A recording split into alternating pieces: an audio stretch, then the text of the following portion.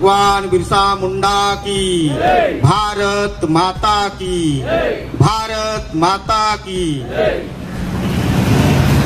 आदिवासी तारपा प्रतिष्ठान, तारपा उद्घाटन प्रसंगी यामध्ये मी पाटील साहेबांचं भाषण ऐकलं, पराड साहेबांचं भाषण ऐकलं, अनेकांचे ऐकलं। हे आपल्याला करायचं आहे, पण ते केव्हा होईल, कधी होईल ते? आज या ठिकाणी आज आपली हे आहे, संस्कृती आहे किंवा आपलं प्रतीक आहे। विक्रमगड तालुका जवळजवळ 97% आदिवासी लोकांचा तालुका आहे। या तालुक्यामध्ये किती 97 माणसं तरी आहेत का? फक्त आपण भाषण करणार आणि एक जाणार आणि आपल्या जाऊन आणि विसरून जाणार। मुळात आपला समाज संघटित नाही, संघटित झाल्याशिवाय बाकी काहीच होणार नाही। किती आपण वर्ष बोललो तरी होणार नाही। त्यामुळे आपण सर्व पक्षीय, सर्व जाती म्हणजे आदिवासी मधल्या ज्या उपजाती त्या सर्व फक्त एकच ध्यास, आदिवासींचा जर आपल्याला या ठिकाणी विकास करायचा असेल किंवा आदिवासी संस्कृती जपायची असेल किंवा आदिवासींना पुढे न्यायचं असेल तर संघटित होणं, एक विचारावर संघटित होणं खूप गरजेचं आहे मित्रांनो। अनेक लोक आहेत, मी आहे, मी सांगेन माझे विचार वेगळे आहेत, मी अभ्यासलेलं, पराड साहेब सांगतील ते, गुहे साहेब सांगतील, कनोजा साहेब वेगळं सांगतील, पण मला जे आठवतं ना किंवा मी जो चिंतन केलं त्याच्यामध्ये आपल्या देशाचा इतिहास कोणी लिहिला हो? आपल्या देशाचा इतिहास कोणी लिहिला? आपण लिहिला नाही, लिहिला ना? लिहिणारे कोण होते? आणि त्यांनी सांगितलं त्या इतिहासावर आपण इथं भांडतो एकमेकात, तर त्याचं चिंतन आपल्याला करणं गरजेचं आहे। हो, माझ्या माहितीप्रमाणे या ठिकाणी मोगल असतील किंवा इंग्रज असतील, आदिवासी राजे कधीच हारले नाहीत। आदिवासी लढले, त्याचे प्राण गेले। आदिवासी जवळ शक्ती नव्हती पण इतके शूरवीर होते, ते कधीच ते हरवू शकले, इंग्रज सुद्धा आदिवासींना हरवू शकले नाहीत। आणि म्हणून तेव्हापासून आदिवासींना त्या ठिकाणी फोडा नीतीमध्ये फूट पाडण्यामध्ये हे झालं आणि तेव्हापासून आज तक आपण संघटित झालेलो नाहीये।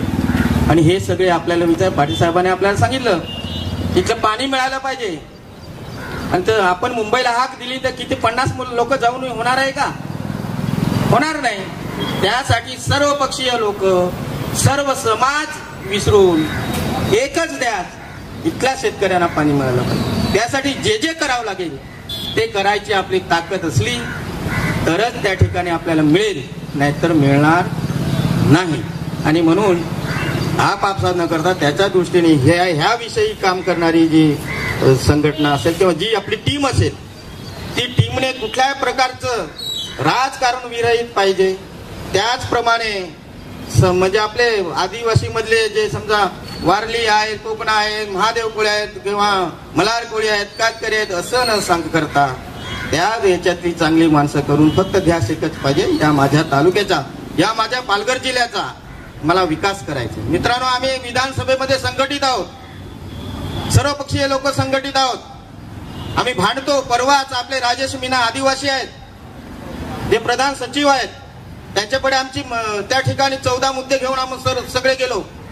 त्यांना सांगितलं आपलं आरक्षण आधी किती नंबरला होतं, आपला बिंदू किती नंबरला होता, 2 नंबरचा बिंदू 8 नंबरला गेलाय। म्हणजे ज्या छोट्या ज्या आहेत ना, 7 जागा असतील तर आपल्याला जागा नाही तिथे। पूर्वी आपलं 2 नंबरला होतं, 1 नंबरला SC होता, 2 नंबरला ST होता।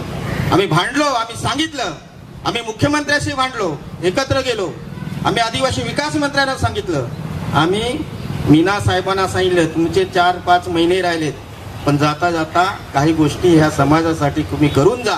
कारण पहिल्यांदा या महाराष्ट्र राज्याचे प्रधान सचिव, मुख्य सचिव हे आदिवासी आहेत आणि म्हणून त्या ठिकाणी आम्ही सर्व पक्ष एकत्र गेलो। दुसरा विषय, आपल्याला आयोग होता का?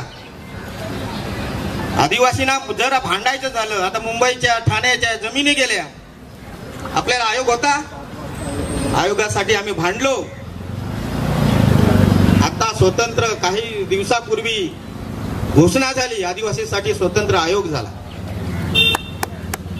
आता आपण जसा महिला आयोग होता आणि आपल्याला फक्त एससी आणि एसटी एकत्र आणि अजूनही पाटील साहेब सहकारी क्षेत्रामध्ये स्वतंत्र आरक्षणच नाही आदिवासींना.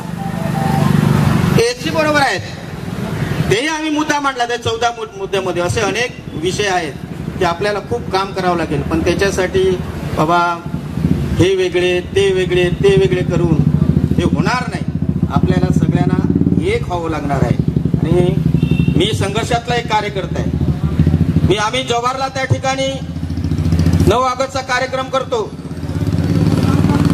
त्या ठिकाणी सुरुवात झाली, पण तिथे असं लक्षात आलं की कुठेतरी हे होतंय, म्हणून आम्ही पुढाकार घेऊन त्यावेळेस रतन बुदर साहेब होते, मी होतो, हेमंत गोविंद होतो, किंवा असे सर्व पक्षीय लोक आम्ही एकत्र झालो आणि सांगितलं याच्यात कुठल्या प्रकारे राजकारण नाही आलं पाहिजे. जेव्हा आदिवासी मुलींवरती त्या ठिकाणी अत्याचार झाला, मुस्लिम लोक त्या ठिकाणी आपल्या आदिवासींची अब्रू लुटत होते, त्या ठिकाणी आम्ही मोर्चा काढला. 1.5 दिवसामध्ये 25,000 आदिवासी माणसं आम्ही त्या ठिकाणी नेली आणि आम्ही त्या ठिकाणी जोरदार त्या ठिकाणी हे केलं. आणि तेव्हापासून त्या जव्हारच्या कॉलेजला RD विषय होता. आम्ही म्हटलं इथे आदिवासी माणसं इंग्लिश का शिकू शकत नाही, इथे विज्ञान नव्हतं, विज्ञान विषय नव्हता, कारण एकमेव कॉलेजला त्यावेळेस औंध्याचं पण कॉलेज नव्हतं, एकमेव विषय होता. हे सगळे RD विषय काढून त्या ठिकाणी इंग्लिश आणि विज्ञान आणल्यामुळे अनेक मुलं ही BSc BEd झाली, BSc झाली, स्पेशल इंग्लिश झाले. असे विषय घेऊन आपल्याला संघटितपणे व्हायचं. आज जव्हारचा उत्सव प्रचंड 10-15 हजार लोक असतात या जिल्ह्यामध्ये. सगळ्यात जास्त पब्लिक ही जव्हारला असते. का? आम्ही एकत्र राहिलो किंवा याच्यामध्ये राजकारण विरहित राहिलो.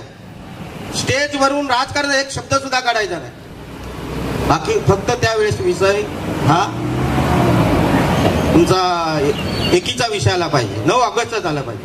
तसं आपल्याला 15 नोव्हेंबरला बिरसा मुंडा गौरव दिन दिलेला आहे केंद्र शासनाने. तिथे आपण फक्त 9 ऑगस्टच करतो. तो सुद्धा उत्सव जोरात साजरा झाला पाहिजे त्या ठिकाणी.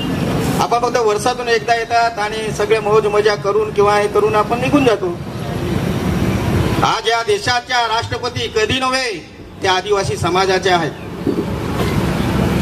आज म्हणजे या देशाचा प्रमुख कोण असेल तर आदिवासी समाजाचा आहे. आणि म्हणून मित्रांनो, ह्या सगळ्या गोष्टी आपल्याला करायच्या असतील तर आपल्याला संघटित व्हावं लागेल. मी जाता जाता या ठिकाणी ज्या मंडळीने हा जो तारपा चौक उभा केला, हा पुतळा उभा केला, त्याच्यासाठी अनेक त्यांनी संघर्ष केला, त्यांनी मेहनत घेतली. कुठलंही काम करताना संघर्ष करावाच लागतो. त्यामुळे मनाला लावून घेऊ नका. उलट त्याच्यातून कार्यकर्ता घडतो, त्याच्यातून माणूस मोठा होतो. त्यामुळे असे आमच्या मित्रांनी मोहनदानी सांगला काय, जव्हारच्या रस्त्याला होऊ सांगत तिकडे पुतळा पाहिजे ना, इकडे होऊ सांगत पाहिजे. तर सगळ्या ठिकाणी आपण करू. आपण एकत्र हो तर आपल्याला कुठे बिरसा मुंडा करू, कुठे आपण नाग्या कातकरी करू, कुठे राघोजी भांगरे करू, पण ही सगळ्या एकत्र करून आपण करू. म्हणून ह्या ज्यांनी मेहनत घेतली त्या सगळ्यांना मी हृदयापासून त्यांना धन्यवाद देतो. आणि या ठिकाणी मला हा विषय माहिती नव्हता. मी म्हणून भूम साहेबांना सांगितलं, अरे हा विषय मला माहितीच नाही. मी काय लांब नव्हतो, मी दादड्याला मुख्याध्यापक होतो, 22 वर्ष 25 वर्ष इथे होतो, बरोबर ना. पण हा माझ्यापर्यंत विषय आला नव्हता, म्हणून मी या ठिकाणी सांगतो. आज पुतळा तुम्ही उभा केलाय, पण पुतळ्याला बंद करण्याचं काम हे मी स्वीकारतो. आणि या ठिकाणी सावलीमध्ये कसा राहील, व्यवस्थित सुशोभीकरण कसं करता येईल यासाठी मी जरूर तुम्हाला मदत करेन, सहकार्य करेन. एवढंच या प्रसंगी सांगून मी माझ्या वाणीला विराम देतो. जय हिंद, जय जवाहर.